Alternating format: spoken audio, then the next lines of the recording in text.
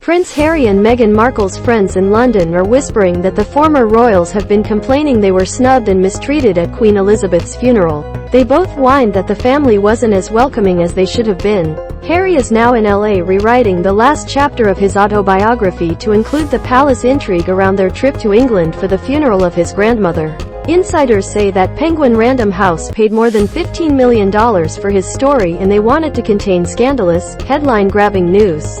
Members of the royal family hope that Harry will not attack his family as insensitive racists the way Meghan did during the Oprah interview. The publication date of the highly anticipated book has been pushed back for Harry to add the new chapter and make additional changes. Insiders fear the book could bury any reconciliation between Harry and Meghan and the royal family. The sleazy corruption of the music business is exposed in The Circle Broken, a debut novel by Dorothy Carvello. Carvello, who wrote a hard-hitting memoir, Anything for a Hit, an A&R woman's story of surviving the music industry, said fiction is harder. I had no idea it would be this tough, she told me. One of the protagonists in her story is an Australian rocker who will be recognized as Michael Hutchence, the lead singer of INXS, who died in a Sydney hotel room in 1997. Hutchence, 37, had hanged himself. The music business takes beautiful people like Michael, consumes their creativity, and spits them out, Carvello said. The money is obscene, and it makes people act in obscene ways. But Carvello believes Hutchence was brain damaged after a 1992 trip to Denmark with model Helena Christensen when he got into a fight, and a man shoved him and he hit his head on the cobblestones. He lost his sense of taste and smell, and it stripped him of his identity, Carvello said. I witnessed the decline of a friend, his behavior so erratic and taking drugs. Hutchence once told Carvello, I turn over a lot of money for a lot of people, and I am the smallest fish in the pond. After he died, a major label executive told her, he's worth more to me dead than alive.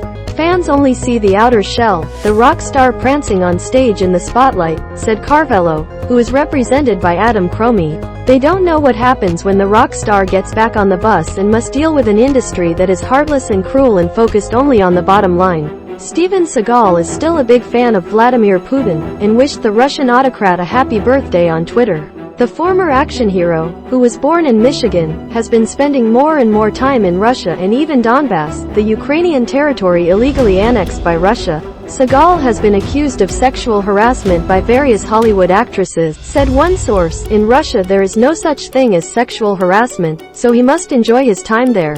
Scott Barnhill, the male model who was with Gisele Bündchen before she hooked up with Leonardo DiCaprio and then Tom Brady, is also a musician. Barnhill has just released an album, Vita and the Heartbreak.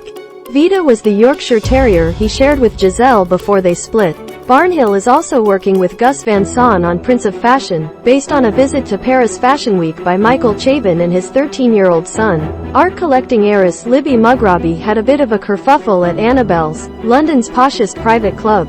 Libby arrived in head-to-toe Balenciaga and a white trucker hat of her own design with her octopus logo covered in real diamonds. Annabelle's staffers looked aghast at the designer's street chic chapeau and asked Libby to doff her one-of-a-kind $25,000 hat or they wouldn't let her in. Libby was in shock because the recent Paris couture shows were filled with baseball hats. Balenciaga even paired a baseball cap with a wedding dress, and Leonardo DiCaprio goes everywhere in his baseball lid. Ever the lady, Libby took her hat off and went in for a dinner celebrating the success of her fashion in motion show with South African designer Tebe Magugu at the Victoria and Albert Museum. Among the regulars at Annabelle's are Naomi Campbell and Rihanna. Filmmaker Alexandra Vino is making her big debut as a features director with a dark comedy on Showbiz Hollywood movie. Vino won several awards on the film festival circuit for her short film The Green Cola. She also acted with Mark Wahlberg in Spencer Confidential. She will be in New York in November filming fashion photographer Antoine Verglas and Catherine Wallach, Eli Wallach's daughter.